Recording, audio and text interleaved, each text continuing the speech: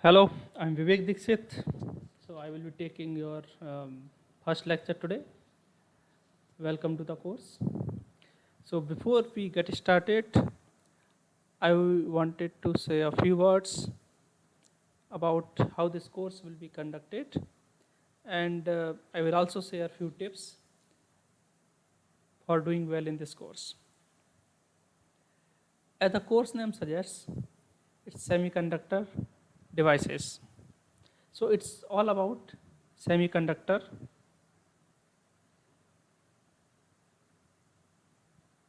and how can we exploit those properties of semiconductor to achieve some useful functions. Now, what is so interesting about semiconductor devices? That can be understood from the picture here. You see, this is the picture of Cray 2.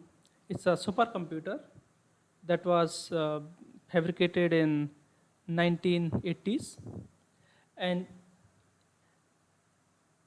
the computing power of Cray 2 is same as the computing power of iPad 2. Now you can compare these two devices. You can compare these two computers.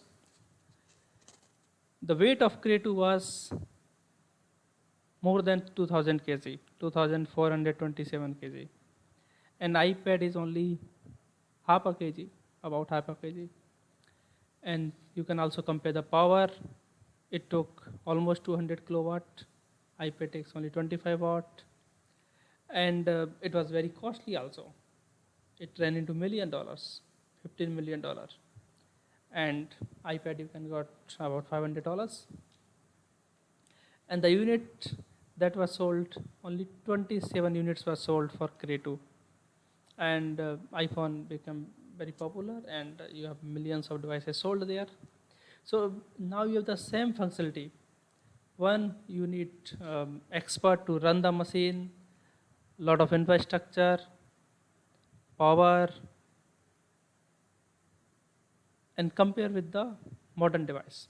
So by comparison, you can see that how the technology had advanced, and what enabled this technological advancement. It was the introduction of nanotechnology. So what makes semiconductor devices interesting is the nanotechnology, the ability to fabricate smaller and smaller devices,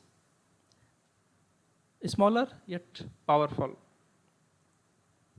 So you can see other applications of semiconductor devices. This is a mobile which can be kept in your pocket, and it has same functionality as earlier computers. Then all of us have used um, debit and credit cards, and now you have this paywave also, where just by touching you can transfer the credit, RFIDs. So all these things you have seen. Now, what has enabled this technological improvement? If you look here, there are multiple things here. You have seen these FinFET. So these are basically uh, small devices. The length is also shown here, around 200 nanometer. Means this length of couple of centimeter correspond to 200 nanometer. Now here you see there is a gate here in yellow color. Then there is a channel here which is covered all around. So that gives effective control for a very small channel, and you can better control the device. So in devices, finally it boils down to control of IV characteristic. How well you manage the IV characteristic. Same way, you can use different materials to create a strain effect, which again changes the properties of semiconductor.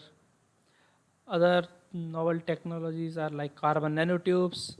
These are novel materials, bio-inspired computing, spintronics. All of you know electron have spin up and spin down, which can also be exploited using newer technologies. Organic molecules can also be engaged in current flow. Then silicon nanowires. These are basically silicon atoms arranged in a row. Few silicon atoms arranged in a row. Then you can have multiple gates to control the current flow. So these are the technological advances along with nanotechnology and these device schematics that have resulted in the advancement of semiconductor industry. Okay. Now, if you look at this picture, it's a very well-known image uh, from Bell Labs. So in 1947, this was the first transistor that was invented. Now this is very crude device, and look at the impact it has on the industry. So now it has translated into those nano devices where a channel length is only 30 nanometer or so. So if you consider what is the most important invention of 20th century, it's most likely a transistor, and they are playing an even greater role in the current century, 21st century. So transistor plays a very, very important role. Now, having given the introduction, uh, what is the learning outcome expected from this course? So, as far as theory is concerned, we will develop a sound physical and intuitive understanding of working of semiconductor devices, and we will also be able to explain different physical processes that take place in these devices, how current flows, what are the carriers who carry the current, how these carriers are generated or driven out, what equation they follow. So all these things we will learn in this course. And practically, if you want to fabricate certain device, you want to design certain device, you look at the performance specs, and you can select which material to choose, what design to choose to make a particular device. So that is the expected outcome of this course. Now in today's lecture, we will discuss about crystals and how the current flows. So because current flows in the crystal across this periodic arrangement of atoms.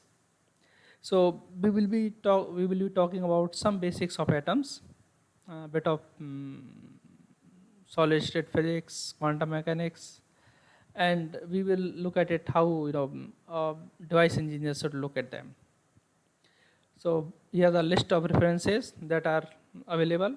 So solid state electronic devices by Steedman and Banerjee will be your reference book, first reference book, and we will also consult physics of semiconductor devices by SMG, advanced semiconductor fundamentals by Bob Parrett, and semiconductor device fundamental by Bob Parrett. And this is my email ID. So if you have any query, you can send it there, or you can write the query on Moodle form. And if you made a WhatsApp group, you can also write there. I will take up those questions in the next lecture.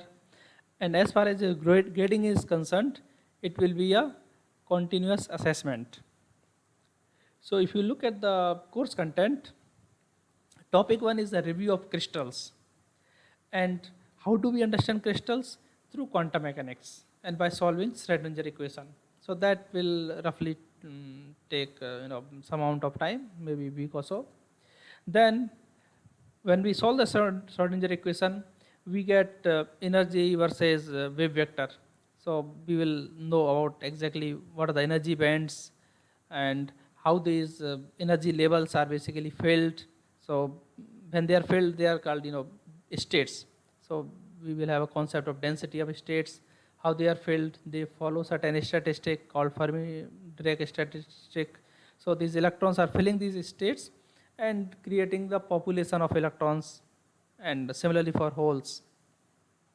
Then next topic will be how we are going to dope the semiconductor, because interesting characteristic of the semiconductor is their ability to be doped. So by doping, we understand and we are able to exploit the semiconductor by changing their uh, conductivity. So we can modulate their conductivity. And how these semiconductor devices, they respond under equilibrium, zero bias, or when we apply a bias, what happens, how the carrier concentration change, what is the phenomenon of recombination and generation, can you increase the number of carriers by generation, and what is the behavior of these electrons in the bulk and at the surface. So these are basically about the semiconductor. So first three topics, they are about the semiconductor. So we will form the basics, we will learn the basics of semiconductor, then we will move into the devices. So for devices we need to learn how the carriers move.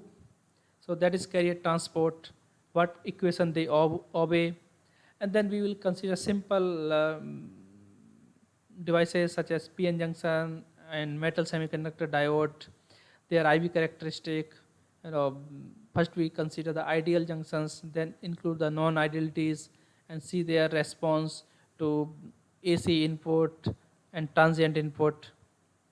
Then we will go to bipolar transistors and MOSFETs. So there we will again, they will constitute topic 5 and 6. Now, important consideration is how the current flows. So let us consider a resistive device with two ends connected to a battery. So this battery has a voltage V, and we should try to visualize how the current flows. So if you see here, this right side terminal of the battery is positive, and this positive will attract the electrons. So electrons are moving from left to right. Similarly, they will push holes away. So holes are moving from right to left. So we will be spending a lot of time trying to understand the current flow in semiconductor devices.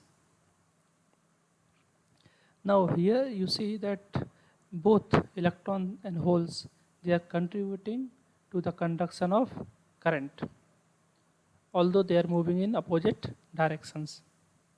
So actually we need to understand about charge, we need to discuss about the charge density, we need to talk about the velocity of these charges and their product, and of course the area through which they flow to make a physical current.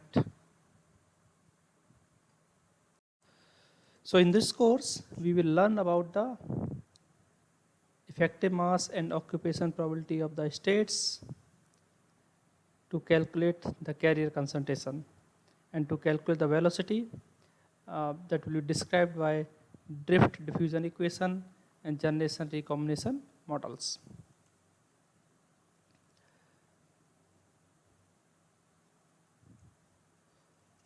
Now,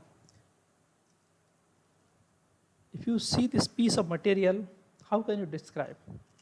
It can be described as some kind of wire, or it can be described as made up of crystals, nanowire, or maybe some other material.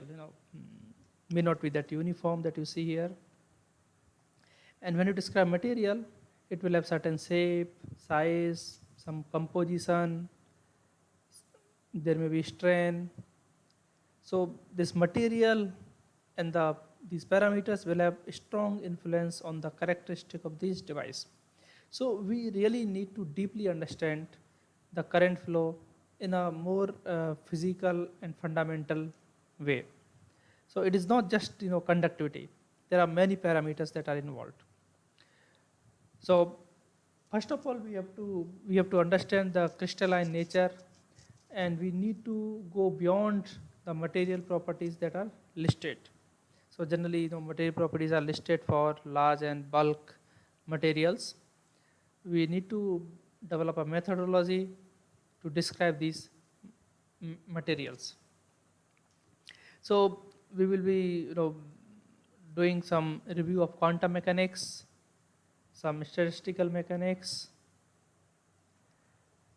And once we understand the charge, the density, its density, the velocity, we will go into the current transport and look at the devices. So as far as crystal is concerned, it is composed of atoms in periodic arrangement. So for typical materials, so the properties of these materials are tabulated for non semiconductors, and of course when you go to nanoscale, their properties change depending on the quantum mechanical phenomena that are involved, depending the structure, the strain, all those things. Then we will also discuss the concept of effective mass and how these carriers are occupying particular energy state. Then regarding the current flow, we will consider the transport with the scattering, because when we apply the bias, these carriers will undergo non-equilibrium. So there will be non-equilibrium statistical mechanics and described by drift diffusion equation. And we will also consider the carrier generation and recombination during the operation of the device. So that will enable us to understand the discrete devices such as diode, BJT. HBT is heterojunction bipolar transistor. So it's like a BJT, but emitter, base, collector, they are made up of different material. So it's called hetero. Then metal oxide semiconductor, diode, and transistor, MOSFET, field effect transistor. So those we will discuss. Now, let's understand atoms. All the semiconductors, they are made up of atoms. There are two types of semiconductor. One is called elemental semiconductor, such as silicon and germanium. Usually, they are from group 4.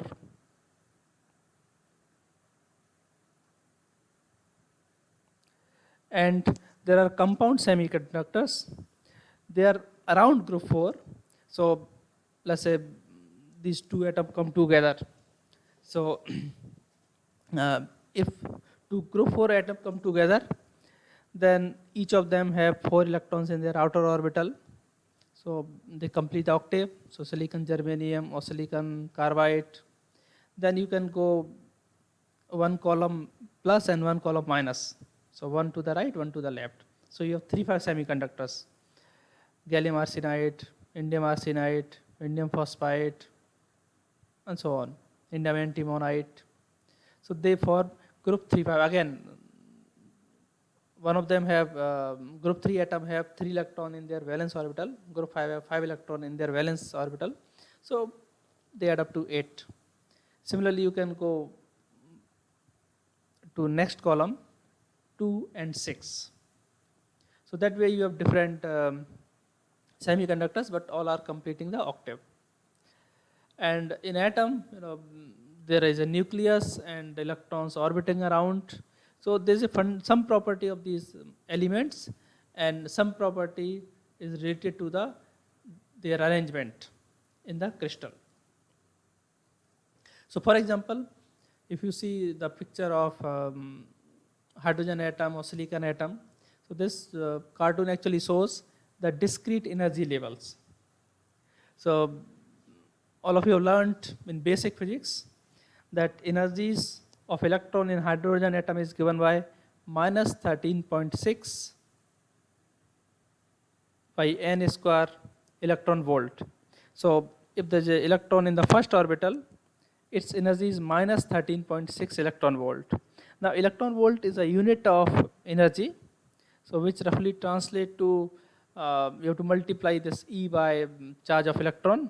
So 13.6 multiplied by the charge of electron, 1.6 into 10 raised to power minus 19. So that will be the energy in joules. But that's not a user-friendly number. You every time you talk, you say 10 raised to minus 19 joules. Doesn't make much sense. So what we do, we use units of electron volt to describe the energies of electron inside an atom. Then if you go to second orbital, principal quantum number n equal to 2, you have minus 13.6 divided by 2 to the power 2, that's 4. So as you move away from the nucleus, this magnitude of the energy is decreasing. But please note, there is a minus sign here. That means these electrons are bound. They cannot escape. And as you are moving away, these electrons are loosely bound. That means it is easier for them to escape compared to the electrons which are inside. So as electrons move away from the nucleus, they are easier to remove. So outer electrons are easier to remove because they have less binding energy. Now this is a single electron system. In case of silicon, atomic number is 14. So nucleus will have 14 protons and neutrons. So there will be charge of 14 cube. Then again there's electrons. So first orbital will have 1s, there are 2 electrons. Second orbital will have 2s2 and 2p6. So there will be total of 8. Then orbital third will have 4 electrons. So that means 2 are empty. So 3s2 and 3p2. So they are sort of 4 electrons. So these outer electrons are called valence electron, and inner cells which are filled, they are called core electrons. Now when these electrons make transition from one energy level to another energy level, they can emit a photon. Because these energies are discrete, so you can actually get a discrete energy photon.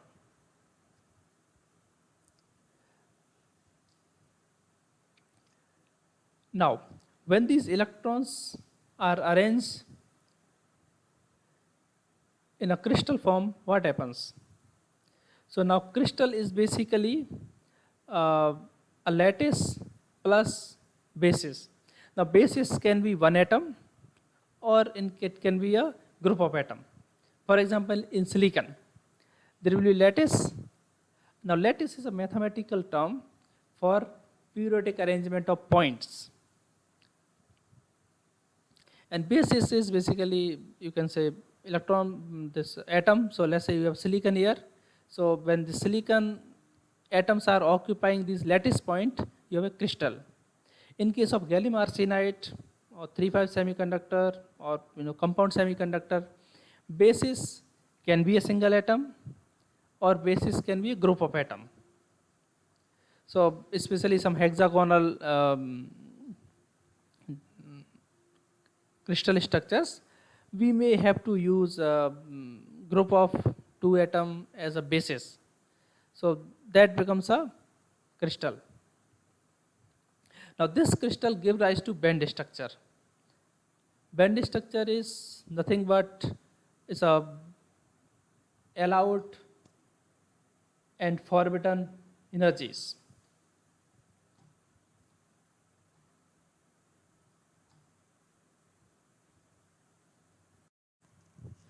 These allowed and forbidden energies correspond to electrons, which behave like a wave inside the crystal. So, in summary, group of atoms is a basis. When these atoms or bases, they occupy a crystal site, lattice site, they become a crystal, and that crystal gives rise to band structure and these waves of electron inside the crystal.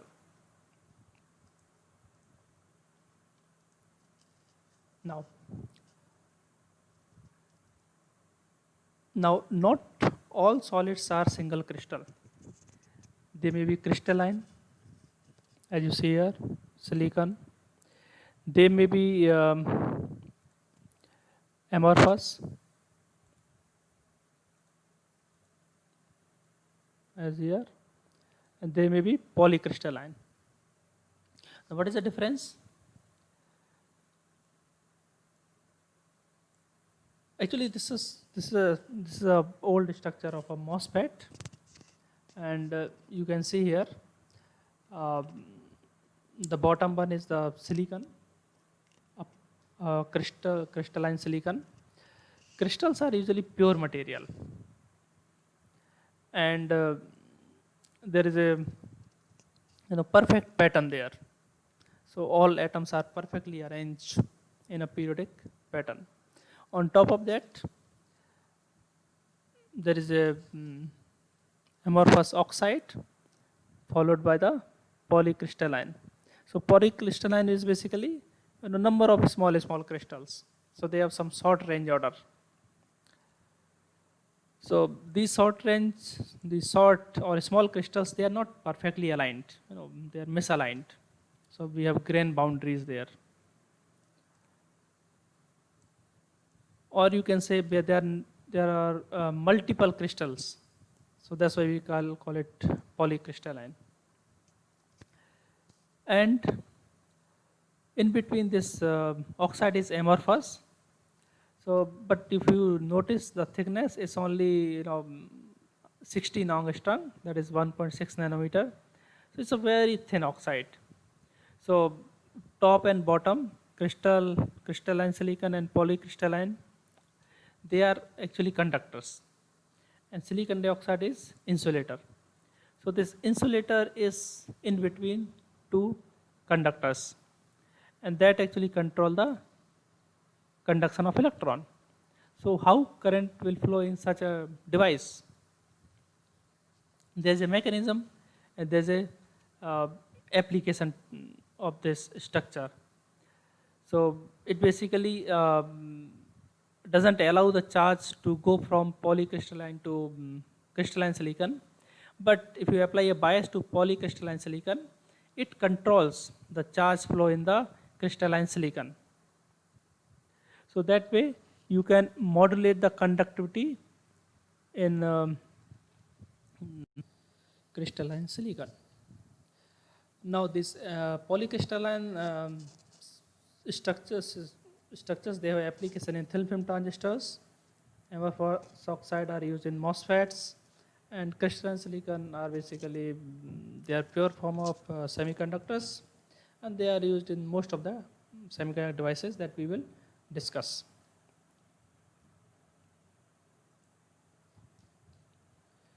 So let's discuss about the Bravais lattice. What is Bravais lattice? If you consider a crystal, it consists of large number of atoms. All of you know atomic weight, that amount, like what is the atomic weight of silicon? Around 27 or 28. So that many gram of atom will have 10 raised to power 23 Avogadro number. Now that number is very, very large, and if you run some kind of simulation, it will take forever. Especially if you have a crystal, where number of atoms, number of it's a big structure. So what we do, we study their pattern, how these atoms are arranged, and those crystals, we can extract from them a unit which is repeating to make a crystal. For example, you can see here there is a 1D, there is a 2D arrangement here, right? So for 1D, of course, it's very simple. You have atoms in a linear form, right? Some distance, you can say it's, let's say, A, right? Then in 2D, again you can, let's say, you can select a vector A and vector B here, right? So this will form a unit cell. There are multiple ways to form a unit cell. So that means unit cell is not unique. So if you repeat this unit cell both along X and Y direction, you are basically recreating the whole crystal. Now if you take one unit cell or one box here, it contains exactly one atom. So that becomes a smallest unit cell, or this is called primitive unit cell. But there are different ways you can construct a unit cell. For example, A vector and B vector, they can have angle 90 degree, they can have some other angle. A and B, their length can be equal, their length can be different.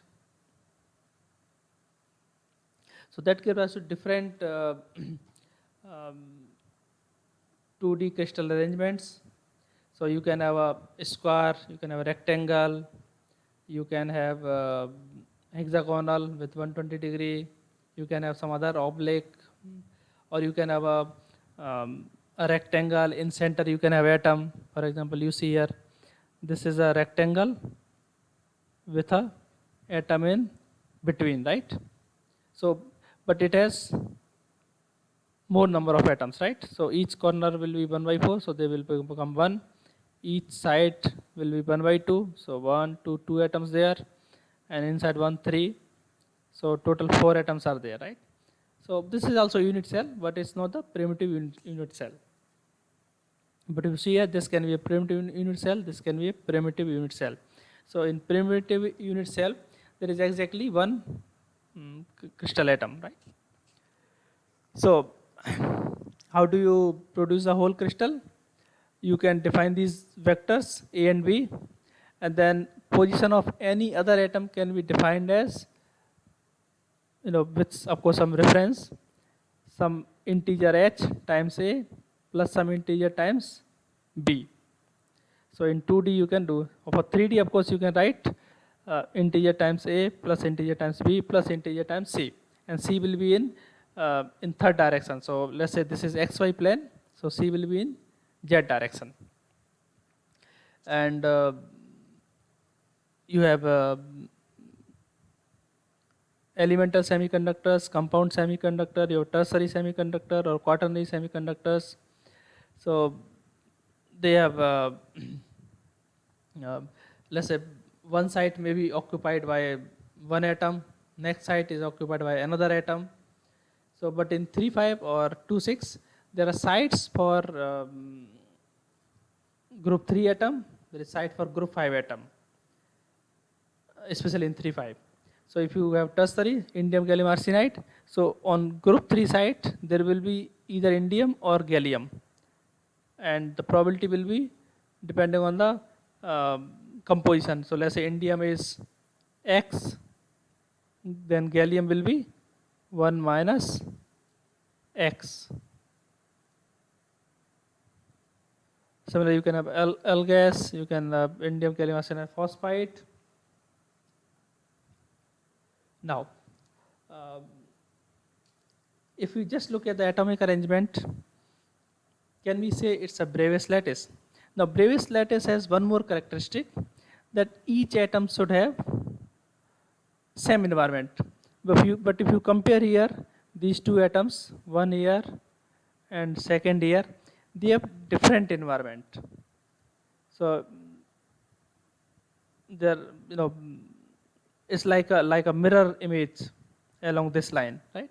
So this has along x-axis one atom here, and then 120 degree here. This one is along minus x-axis neighbor atom. So this will not be a lattice in one sense, right? But if we choose a basis, let's say if we choose a group of atom, right, and if you repeat it, then it can be, like a now this group of atom has the same environment. So when you repeat it, you will basically form a crystal, right? So if you see here, this is one. Oh, this is one, right? And then there will be one here. There will be one here, right? So that will form a crystal. So now these two atoms, they are called bases. So although it's a non-Bravais lattice, but with a basis it becomes a Bravais lattice. There's another way to define a unit cell. Its name is Wigner-Seitz cell, where what you do, you choose one atom and its nearest neighbors and draw a perpendicular bisector from all the nearest neighbors. And then with that bisector, you form a region, and that will also be a unit cell. So this is basically kind of more methodical way, although not very obvious, but you can always construct a primitive cell. This is commonly adopted and easy to follow, and most importantly, it always works. So Wigner-Seitz cell is basically is a primitive cell. Is a primitive cell that always works. Now, how these crystals are classified? They are basically classified. They're depending on two things. One is the translation symmetry. Another is the symmetries related to rotation, reflection, or inversion. So you can rotate a crystal along, let's say, one x-axis, and whether at 90 degree you get the same crystal again, or at 180 degree you get the same crystal again. So that will be rotation symmetry. Rotation can be along the diagonal, along the face, right? Then you can reflect along a plane, invert it. So they give rise to different symmetries. So by translation, you have 14 Bravais lattices, and then 32 point groups. And when you combine them, you have 230 space groups total.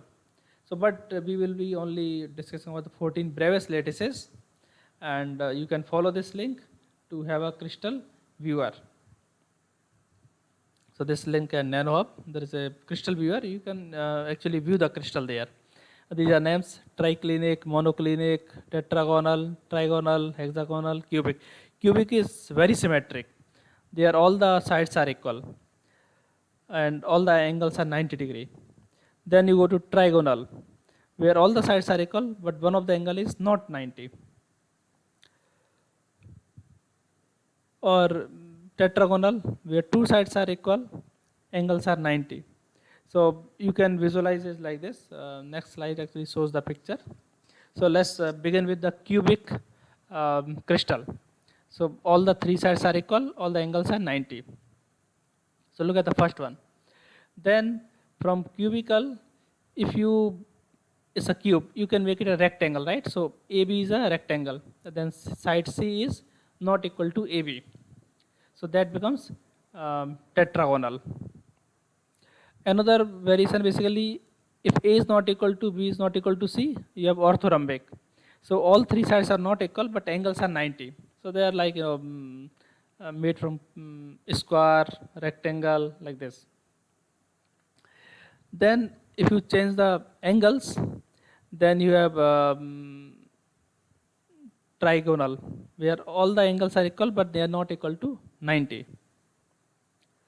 Then you have monoclinic, where three sides are not equal, but two angles are 90 and third angle is not 90. So at the bottom there is a square, or it's a rectangle, and then third side is basically slanted. Then you have most general one, triclinic, where all the three sides are not equal and all the three angles are not equal to 90 degree.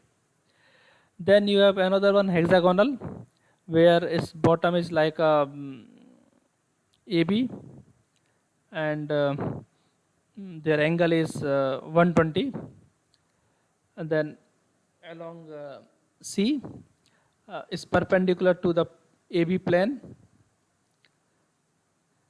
and side C is not equal to AB. You can notice one more thing here. This gamma angle is the angle between side A and B.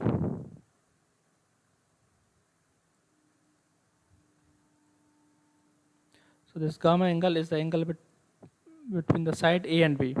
Similarly, beta angle is angle between A and C. So that will be beta. Then alpha will be angle between B and C. So alpha and beta both are 90 and gamma is 120. So if you recall, if you see all these first diagram, one here, one here, one here, and they are first monoclinic, tetragonal, cubic, and first orthorhombic. They each have one atoms at the corner. So that means they are basically primitive unit cell, and they have exactly one atom per unit cell. Then there are variations to these unit cell. For example, if you see the cubic, there is an atom in the middle. Means in the body, inside the body, there is an atom, right? Exactly in the middle of the cube. So they are called body-centered cubic. Then you can have these atoms at the faces also. So one cube has 6 faces. So there will be, total 3 atoms. So this is called face-centered cubic. You have similar thing for orthorhombic. So you have face-centered orthorhombic. You have body-centered orthorhombic. This is body-centered orthorhombic. This is face-centered orthorhombic. And there is another version called end-centered, because here sides are not equal, so you can have end-centered. And similar thing is there in tetragonal. There is a body-centered. There is a face-centered, but when you do typical geometry, you can find out that face-centered and body-centered, they basically give rise to same structure. So if you count the face-centered for tetragonal, they will basically, identical. They will be same as body-centered. And for monoclinic, you have a end-centered crystal. So these are the basically 7 systems, crystal systems, and total 14 type of lattices. So once we discuss these 7 crystal and 14 Bravais lattices, we will go ahead with describing the unit cell. So in this course, we will only consider the cubic structures. Although this simple cubic structure is very simple and has lot of symmetry, but it is rare. So although simple, but it's very rare. So I think only one less than 1%. Some most of the structures are FCC, BCC. All those these are the typical structures that are found in nature. So if you look at this simple cubic structure, there are atoms at each corner of the cube, and you can find out the coordination number. So what is the coordination number? So if you look from, let's say, for this atom, this is a 1 atom down, 2 atom, and 3 atom, right? So if you look at the side, there will be 4 atom, there will be 5 atom, there will be 6 atom. So it will have the coordination number of 6, number of nearest neighbors. And how many atoms per cell? There are 8 atoms, but they are shared by 8 other cubes, right? So one cube here, one cube will be here, one cube will be here, one cube will be here. So these are a plane, and then 4 more cube in front, right? So total 8 cubes. So contribution will be 1 by 8. And for the 8 corners, so there will be total of 1 atom per cell. And what will be the packing fraction? That you can again calculate. There is 1 atom per unit volume. So if the length, this length is A, so volume will be AQ. So packing fraction will be 1 by AQ. Now you see here, these 2 atoms are actually nearest neighbors. So this is little misleading, but if you see here, these 2 atoms will look like something like this, right? So this will be the radius r, this will be another radius r. So this a will be equal to 2 times of r, or you can say r will be a by 2. So if you want to calculate the packing fraction, whatever the packing density, so that is basically volume filled divided by total volume. The total volume is of a unit, this unit cell is a cube. And what is the volume filled? So you can take the volume that is sphere in one of the cube. So each corner has volume of one of the cube. So total anyway it has one cube basically, one atom. So it will be 4 by 3 pi r cube, right? So r is a by 2 whole cube, right? And that comes out to be around 52%. So there is a lot of free space inside the simple cubic unit cell. So now this is basically for bulk. If you look at the surface, this surface can be can be along z plane, perpendicular to z, or it can be along certain diagonal plane. It may not be x, y, z, right? So depending on which plane it is, the distance of atom is different, right?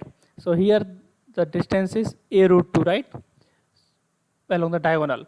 So that means these atoms are not touching each other. But if you have along plane which is perpendicular to z, these atoms are touching. So if you look from different sides, or if your surface is terminating along certain direction, you will see the atom density will be different. So along this top plane, the area density will be, the area is a square, and there is one atom because it is shared by each atom is shared by 4 neighbors. So this will be 1 by a square. For the plane along this diagonal, again area will be 1 by 2a square, and these 4 atoms are shared by 4 neighbors. So there is one atom, right? So area density is different. Here it's 1 by a square, and for this plane is 1 over 2a square. Similarly, for body centered cubic, there is a center atom here, and of course it has 8 atoms which are nearest neighbor. So its coordination number will be 8, and each cell will have 2 atoms. You can also calculate in this case what will be the areal density, what is the packing fraction. So that I leave as homework. Please try to calculate the packing fraction for BCC. So you can have this 2 times volume of sphere divided by volume of the cell, that is AQ. And what will be the radius of a sphere? If you see here along this diagonal will be a times root 3, right? So that will be equal to 2r, 1r, 1r. So that will be equal to 4r, right? So r will be a root 3 by 4. So 2 times the volume of a sphere divided by AQ, that will be the packing fraction. Similarly for FCC, these 3 are the atoms in line. So this length is a root 2, and a root 2 is equal to 4r. So r will be a by 2 root 2. And then here the coordination number will be, if you look at, let's say, this atom, so it has 4 neighbors here, 1, 2, 3, 4, and then you see here this and this atom at left face, atom at front face, atom at right face, and atom at back face. There will be 4, and similarly 4 for the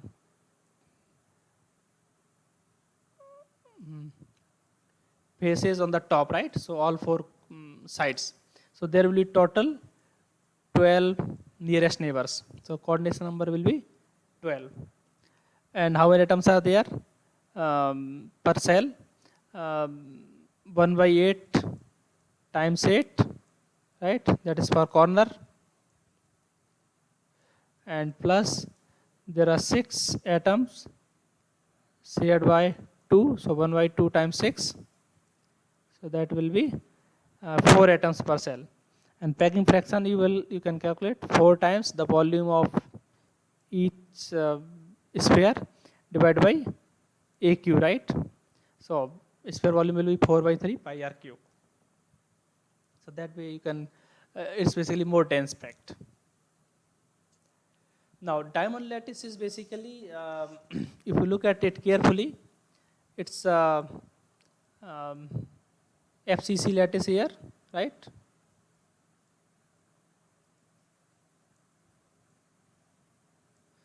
Then it has some extra atoms here apart from FCC, one here, and then one here, and one here. So these 4 atoms are extra.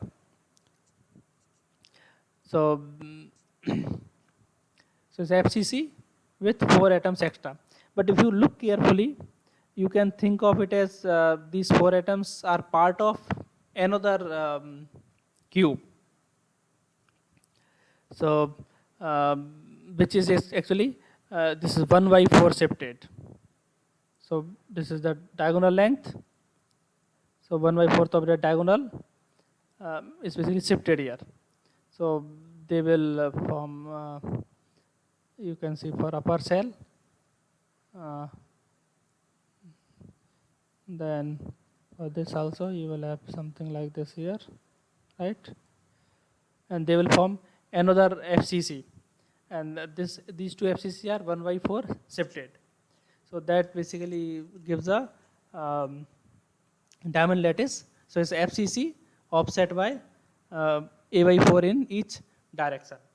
Now of course FCC lattice with 2 atoms per side. So that you can easily construct and try to do that as exercise. Now zinc blende structure is again diamond structure. The only difference is that these 4 atoms, right, are, let's say, if they are gallium, right, or group 3, then other atoms will be group 5. So there are 4 atoms of gallium and total 4 atoms of group 5 arsenide or phosphide.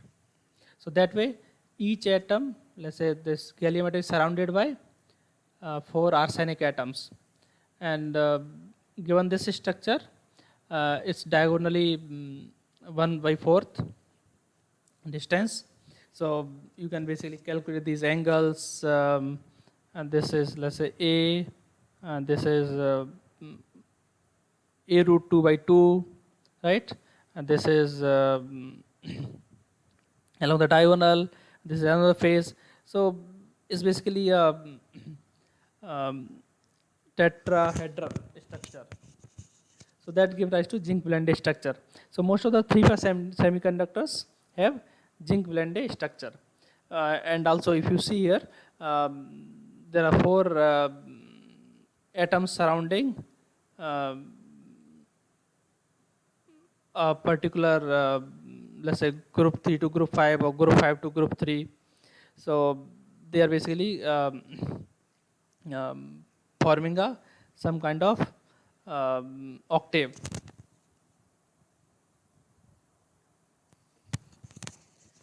So this octave is completed, but if you see this gallium has 3 in outer orbital arsenic has 5 in outer orbital. So this 3 and this 5, although they add up to 8, but there is some deficit here.